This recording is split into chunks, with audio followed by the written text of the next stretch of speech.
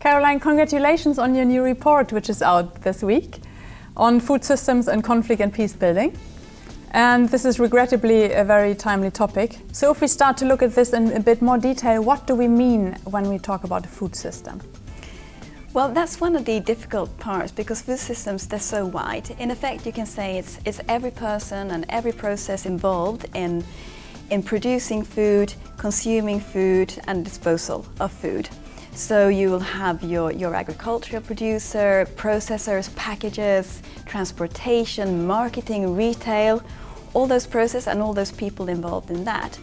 But then food systems, they're also of course embedded in wider political, economic, environmental and social systems, and that impacts. And then of course, what also makes food systems so difficult to grasp is that there's so many drivers that push and pull the systems, and it could be anything from demographics to globalization, climate change, population movement.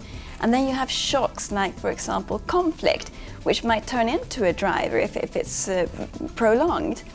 So when we want to tackle food systems, it's so big, and that's part of why this is so difficult.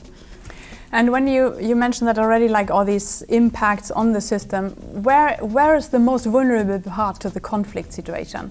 I think conflict really has perhaps the most direct impact on the production, distribution, marketing, retail. I mean, if you think of it, many of conflicts today take place in rural areas and in countries where agriculture is the main livelihood option of many people. So you have conflict which destroys assets, it affects people, anything from planting landmines in production fields to the killing of farm labor, to armed actors blocking transport routes, to the deliberate destruction of food systems as a weapon of war.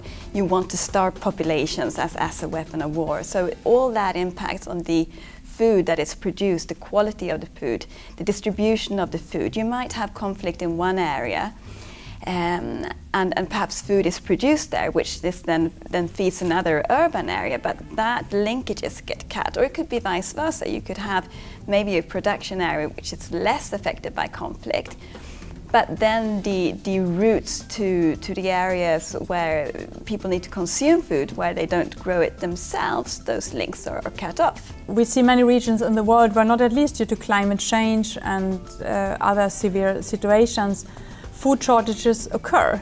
So where is that leading into conflict then? Well, you're right, it's definitely happening, but I think the link in reverse is less straightforward. It's a little bit less clear. The example you gave on climate change and environmental stress causing food insecurity and conflict is probably the clearest one, where you, for example, where you have farmer-herder conflicts over land.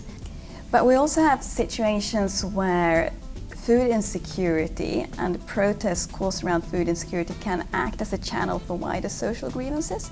So, for example, you could have areas, perhaps more urban settings, where youth frustration, lack of economic opportunities, unemployment can trigger a lot of other social grievances. And if that coincides with price hikes, for example, over staple food prices, and riots happens, then those riots can become a channel or avenue for expressing wider grievances, which, if they are not properly managed or peacefully managed, can escalate into more violent conflict. But it's not necessarily only about food insecurity, but food insecurity is the trigger, and the riots around food insecurity is the avenue or channel for expressing wider grievances. Why is this still not working? Or what is your report suggesting? I mean, you're right there. It's definitely, these linkages are known, but I think they're still treated in isolation to each other. I mean, there's a focus on perhaps responding to conflict-induced food security in a particular area, but you don't necessarily situate those responses against the wider food systems.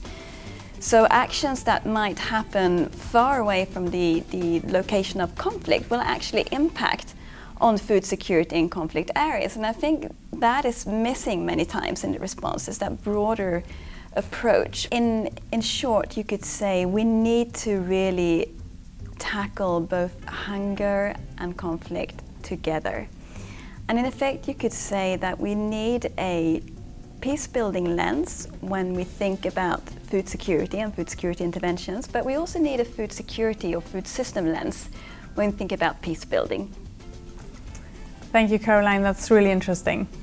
Thanks. Thank you.